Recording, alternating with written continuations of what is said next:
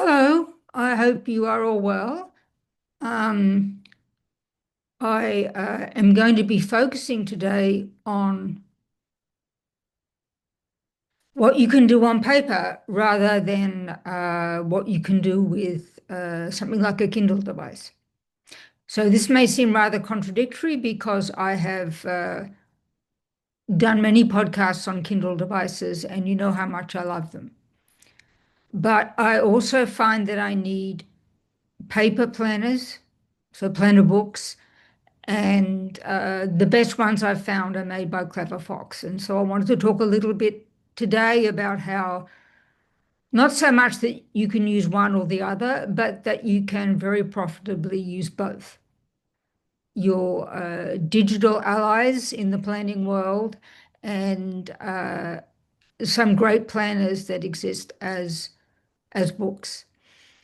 So the title of the podcast is The Hard Copy: Why Budgets and Weekly Planners on Paper Still Have Their Place in a Digital World. So I'm going to talk about budget planner and weekly planner and two specific products by Clever Fox that I think are really great. One's a budget planner and one's a weekly planner. So, welcome back to another episode of two podcasts: Fractured Ink, Writing in Life's Chaos, and Products for Writing from Home. So, there won't be many photos in this podcast because it's also destined for Fractured Ink audio only. So I don't want people to be dependent on photographs. So I'm going to mainly use description to describe the planners I'm going to talk about. So it's just as important to organize your life outside of your professional writing as it is to organize your professional writing itself.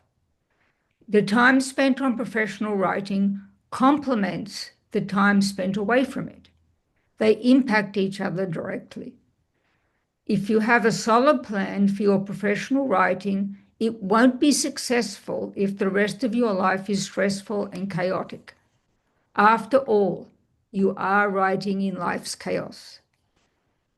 Our podcasts, among other topics, aim to explore simple, effective ways to help writers feel more manageable and meaningful in their lives.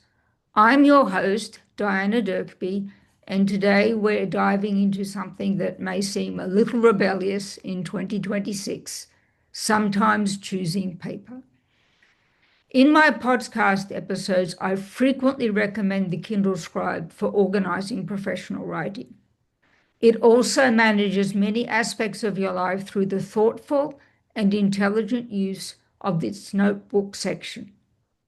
By the end of this episode, I hope you'll decide to create long-term plans on traditional paper, whether you use the Kindle Scribe or certain apps to organize your life. After all, why not combine digital and handwritten media? A planner can suggest ways to utilize the Kindle Scribe templates. How you organize your Kindle Scribe can inspire your entries in handwritten planners. In my life, my Kindle Scribe is mainly used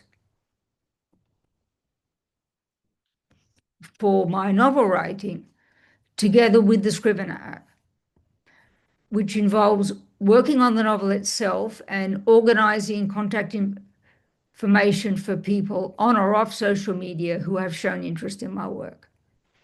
I also use my Kindle Scribe to take notes on specific events whose details I want to keep handy at a moment's notice. For example, my spouse and I were in a car accident last year that involved no other cars or people. We weren't injured, but the car was totaled. When filing the insurance claim for this incident, I used my Kindle Scribe to quickly jot down what I needed to do, including recording the claim number.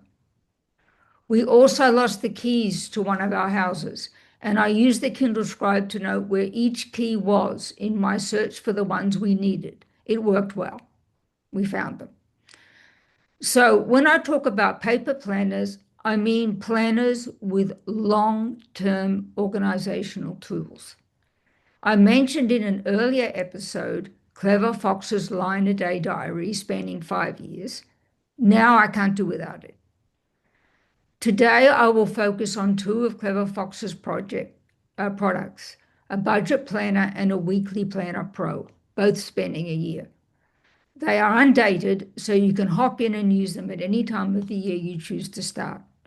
Prefer your Kindle Scribe? In that case, for long-term goals, I suggest the Scribe and the paperback Clever Fox products. The Scribe includes daily, weekly, and monthly planner templates.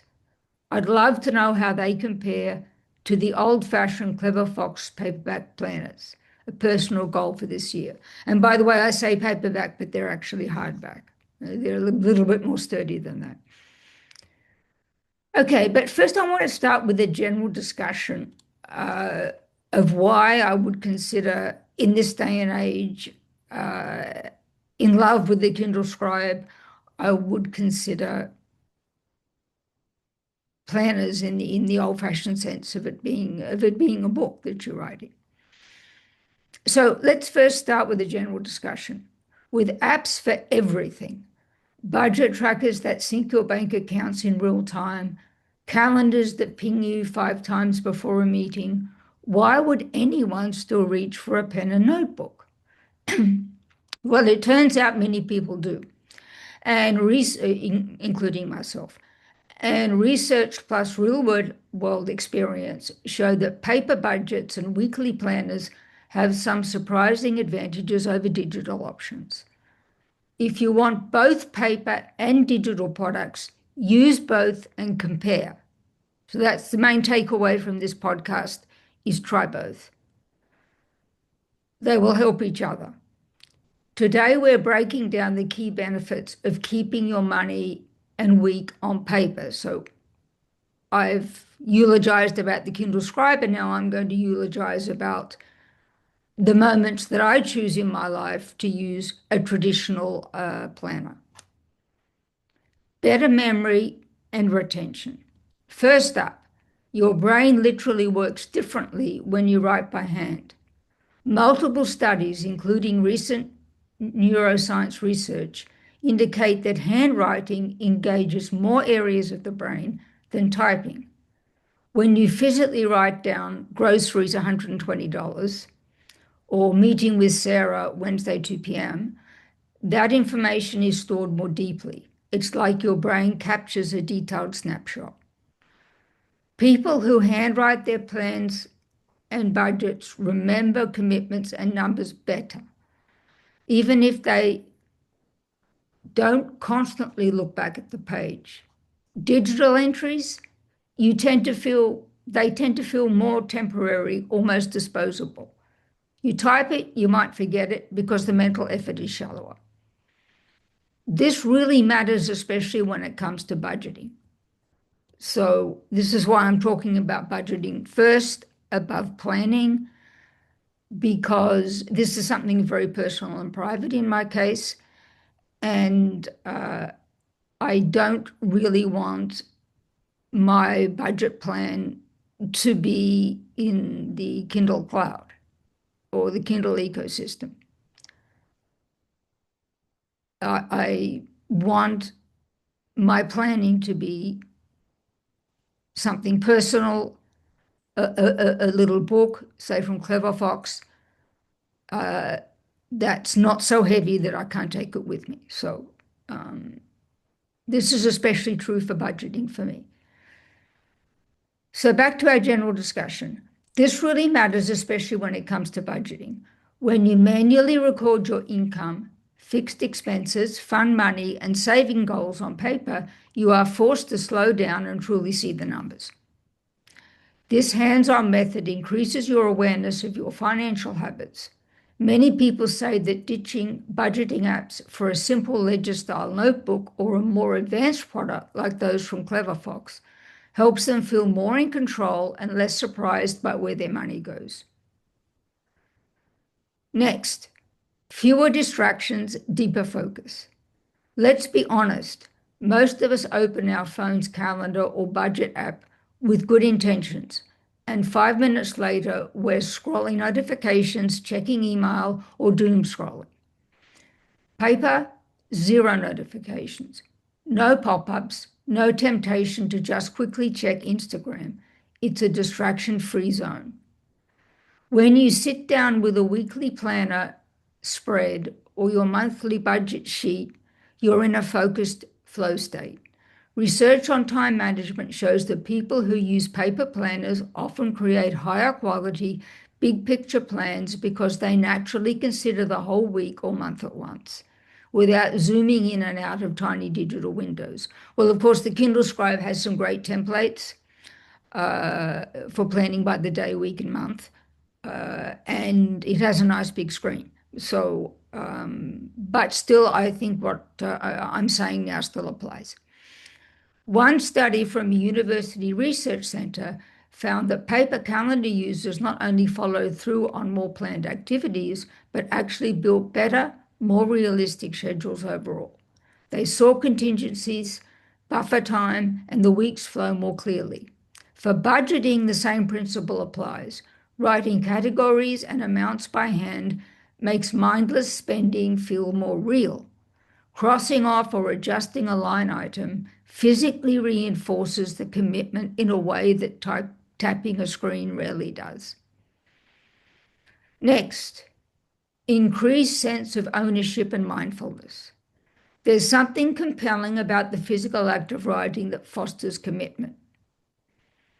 And in my case, that I love to write on paper in the old-fashioned way, if you've seen some of my early episodes.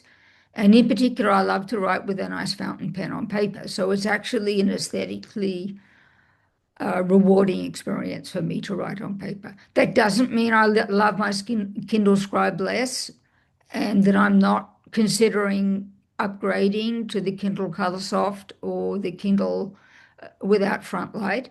It just means that it's another experience again, writing on paper, that is important to me. So there's something compelling about the physical act of writing that fosters commitment. Tasks on a screen can feel disposable, delete, undo, gone. But when you write a task or expense in ink, it feels significant. If you don't finish something, you have to intentionally cross it out or rewrite it later, which prompts honest reflection. Why didn't this get done? Is it even important? Budgeting by hand reinforces this. Physically tracking progress toward a goal, such as watching your debt reduction line move down or your saving column increase, creates an emotional connection to your money.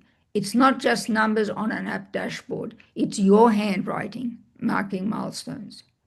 People who switch to paper budgeting often find it more mindful. You hesitate before buying that impulse coffee because you know you'll have to write coffee $5 and see it clearly. This small resistance creates awareness and usually cuts down on unnecessary spending. Next, reliability and what is important for me for my budgeting, especially privacy. No battery dying at the worst moment. No app crashes or updates required right when you need to check your budget. No internet outage is blocking access. Your paper planner and budget books are always accessible offline and completely private. The privacy is important to me because I share my Kindle account with family members. There's no data syncing to the cloud, no company mining your spending habits for ads, and no risk of a security breach. In a time when we're all a bit tired of constant connectivity, that independence feels truly refreshing. Plus, there's no learning curve. No need to figure out new features or pay for premium versions. Just grab a good quality notebook and a pen, and you're good to go. Next, creativity, tactile joy, about which I've spoken with paper and fountain pen, and reduced screen time. Finally, the fun part. Paper allows you to make it your own. Color code for weeks, doodle small icons next to tasks, use stickers or highlighters. Many people find that the creative outlet reduces stress and makes planning something to look forward to instead of a chore. Clever Fox items include stickers. You will have heard about my love for Scrivana fountain pens, and that I have a gold and a silver one for special moments, and blue ones for daily handwriting tasks. So back to the tactile joy again. And let's not overlook the mental health aspect, which is especially important for me because I live with schizophrenia. Taking a break from screens for planning provides your eyes and brain with a real rest in a world where most of our work and entertainment are digital. That paper ritual can feel grounding. So to wrap up, are paper budgets and weekly planners suitable for everybody? Of course not. Digital tools excel at sharing calendars with families, setting automatic reminders, and easily tracking hundreds of transactions. But if you're feeling scattered, overscheduled, or disconnected from your money and time, try using paper for a month as well. Get an attractive weekly planner and a budgeting notebook. Write everything out by hand. You might be surprised at how much more present, focused, and intentional you feel. And then, of course, you can turn around and incorporate what you've learned from writing on paper to your Kindle Scribe and the templates that you choose. And then if you find that's not as nice an experience as working with the planner on paper, then just keep using the planner on paper. So let's now look at two long-term planning paperbacks that Clever Fox puts out for planning over a year. I'll hold them up so you can see their attractive color and that I do own them.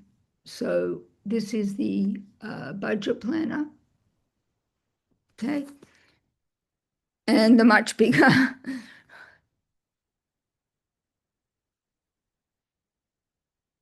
Planner Pro second edition. I'm trying to get a good light on it, but I'm kind of on the wrong side of the light. But you can see it's very attractive, very sturdy, but not too heavy, okay?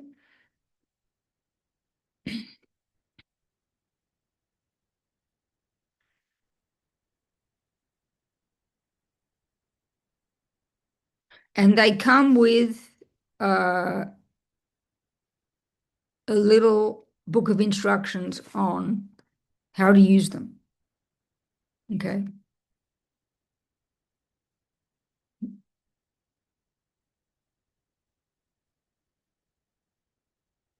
So I've held them up so you can see that they're attractive and that I own them and use them.